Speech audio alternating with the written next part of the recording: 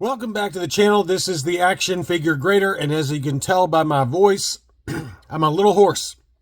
I've got a menthol in my mouth, so I'm sure I'm going to be coughing my way through this video, and I apologize for that. I just want to have some more content for you guys. January is going to be a busy month for me, so I'm pre-recording a bunch of videos because I'm going to be in and out of the country. AFG is going international. Not really. I just have to go to a wedding. And so today's video is mainly going to be about vehicles and play sets. And shout out to Joey over at the Padawan Collector. I think he is on a run right now trying to put together a full list, a full complete collection of the Star Wars vehicles. God bless him. God bless him. That is just the undertaking of that scares the hell out of me, and I wouldn't even know where to store it all. So congrats on that. I hope he's able to do it this year. And hopefully some of these prices will give him an idea of what's going on out there. So go check out the Padawan Collector if you haven't already. Most of you have at this point, and I think he pretty much owns the market for YouTube. He's got like 30,000 subs, and he deserves it. He puts a lot of really good effort into his videos. All right. Let's take a look at some recent sales for vintage Star Wars. I think I've only got two 12-inch figures, and the rest of these are all vehicles and play sets.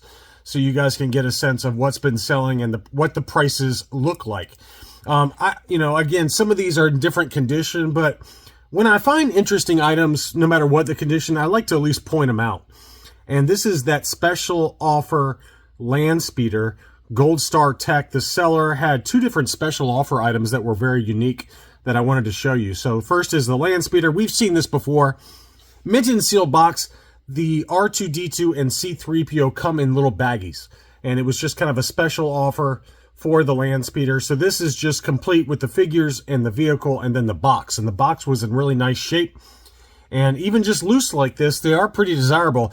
$395 really accounts for the fact of this box. The box is really what the value is in this, because it's just hard to find these special offer early Star Wars items. And not to be outdone, he also had this TIE Fighter that was a special offer. And this one includes Darth Vader and a Stormtrooper baggie.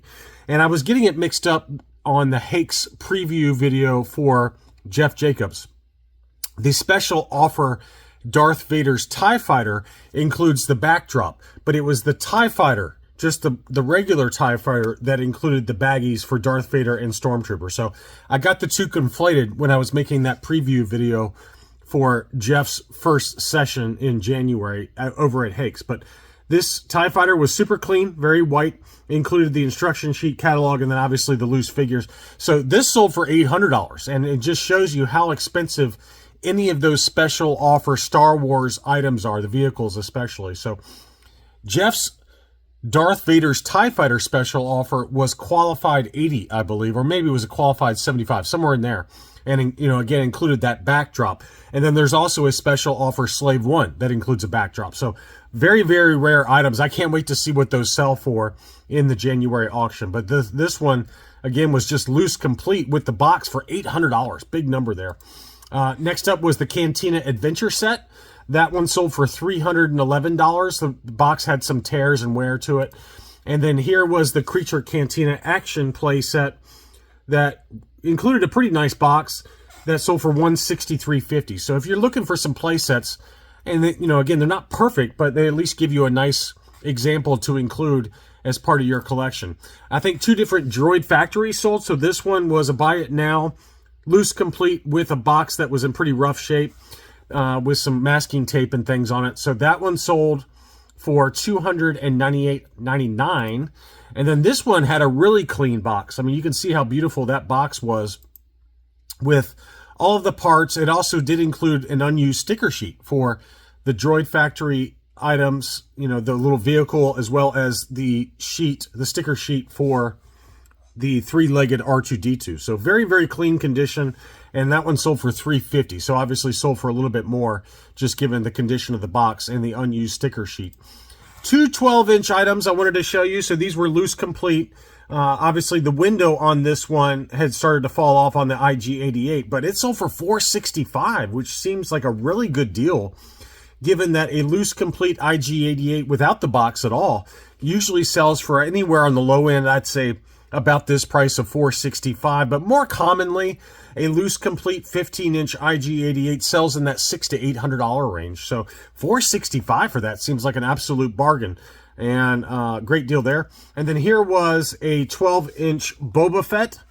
This one, you know, it was loose complete in really good shape. I feel like it was pretty nice condition, and then obviously the box was open, but the box was pretty, you know, it had some wear to it, but $1,000 seems like a lot to me. I think you can do better than that. If you wait for an auction, this was a buy it now at $1,000, and you know it might have been make an offer, but at least eBay shows this closed listing at $1,000.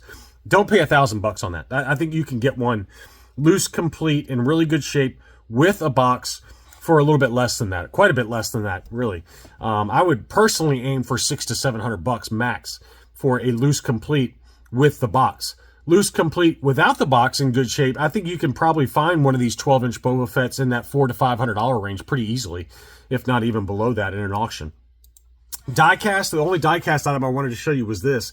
This was the Diecast TIE Bomber, and it was loose complete in really rough shape, and it sold for $2,200. So, you know, I don't know if this is a legit sale. It shows as a legit sale. It did include the box and, you know, an open blister and the catalog, but that Diecast TIE Bomber was in really rough condition.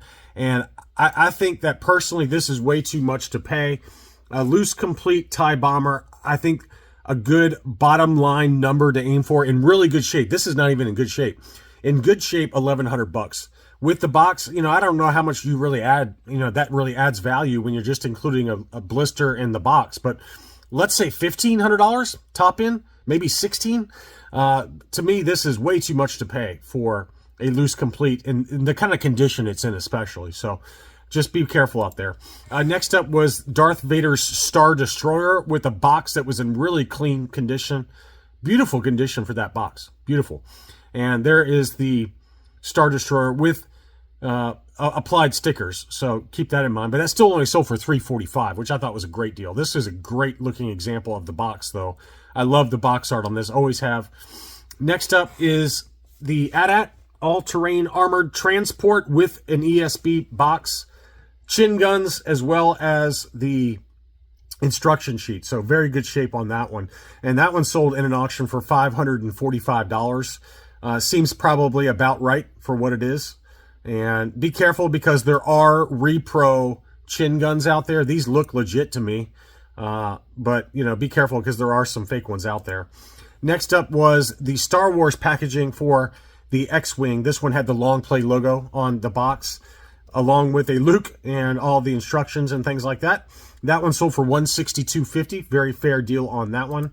Next up, I've got a bunch of different Falcons that sold, Millennium Falcons. So first is a kind of a tatty box, but it included the Star Wars box and the used Falcon complete with the Jedi training ball. That one sold for $355.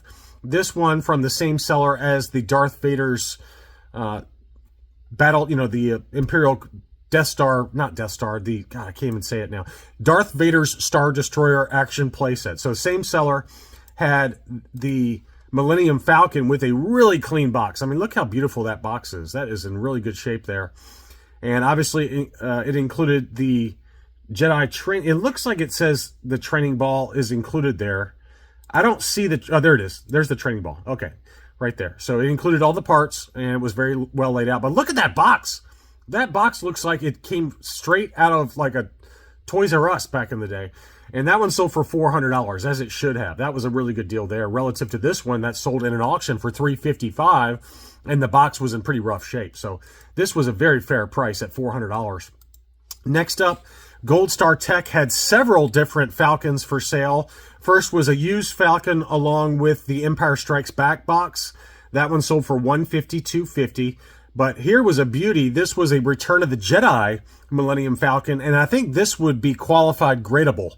You could send this in unused contents. It had an unused sticker sheet, unused parts still wrapped inside the plastic, along with the instruction sheet and catalog. So this is a really good candidate to send in to get qualified graded. $890 on that one. So that one obviously went for a lot of money, and the box was beautiful as well on that one. And then here was a buy logo version. This is a Palatoy buy logo, La Guerre des Étoiles.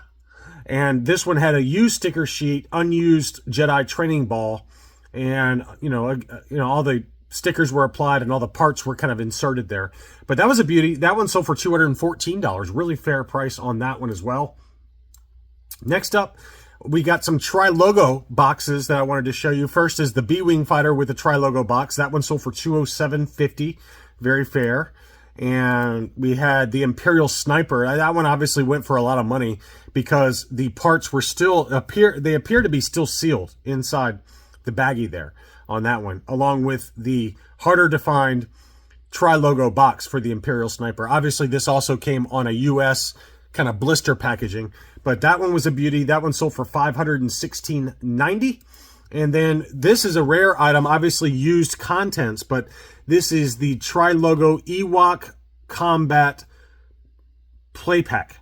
And these originally included the Stormtroopers, 2 Ewoks, the Ewok Combat Assault Catapult, and obviously some other paperwork inside. So it included all the items that were originally included. I think the figures came in baggies, but obviously these have been opened. But this is a very, very rare item, very rare.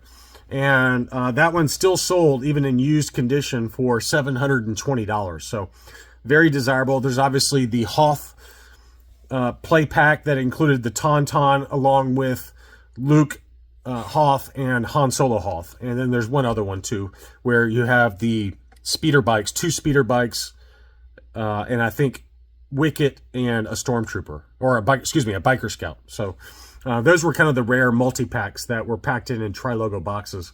And then obviously you have the Tatooine Skiff. This was a CAS 70 grade. This was qualified grade, so that means unused contents on that one. And it was graded by CAS. Did have some cracks to the acrylic case, unfortunately, so that kept the price down just a little bit, but still, it still sold for $13.31, as you'd expect for the Tatooine Skiff. Just the loose Tatooine Skiff complete. We've seen some lower prices recently, but I'd say ballpark $800 to $900 is probably a fair price. I have seen some that have sold for less than that recently, just loose complete skiffs. But this one obviously was qualified and graded already, and $13.31 was the sales price. And then finally, I've got 3 different Imperial Shuttles that sold. This one was kind of rough shape. It was very yellowed. So this gives you a bottom line number to aim for if you're looking for one. It sold for $255 plus $87 shipping. It's very expensive to ship these. So that was a rough one. And then we had this one that was a little bit better shape, but obviously still had yellowing. The photos they tried to brighten it up in one of these light boxes, but you could still see the yellowing to the wings, which is very common for the Imperial Shuttle. It sold for $320, but I would argue that was still in better shape than this one. This one was very yellowed, and this was overall pretty clean, but just some light yellowing to the plastic. And then finally was this one. This one looked super clean, and it was advertised as in the original box. It had an unused sticker sheet. I do not see the windshield on this one. Let's see if it included it. Yeah, it did. I guess it did. It looked like it wasn't on there before, but yeah, it's on there. Optical illusion. It was just kind of sitting down a little bit, but the wings on this one, at least based on the photos, look very, very clean though, and obviously that's why it sold for quite a bit more. That obviously included an unused sticker sheet along with a beautiful condition box. So $455. That's a pretty good deal. That's a pretty good deal for the condition it's in. So anyway, for those of you out there hunting for vehicles and play sets, hopefully this video gives you a good idea of some recent sales prices. Thank you as always for watching. Be sure to leave me a like if you enjoyed the video, and I'll be back soon.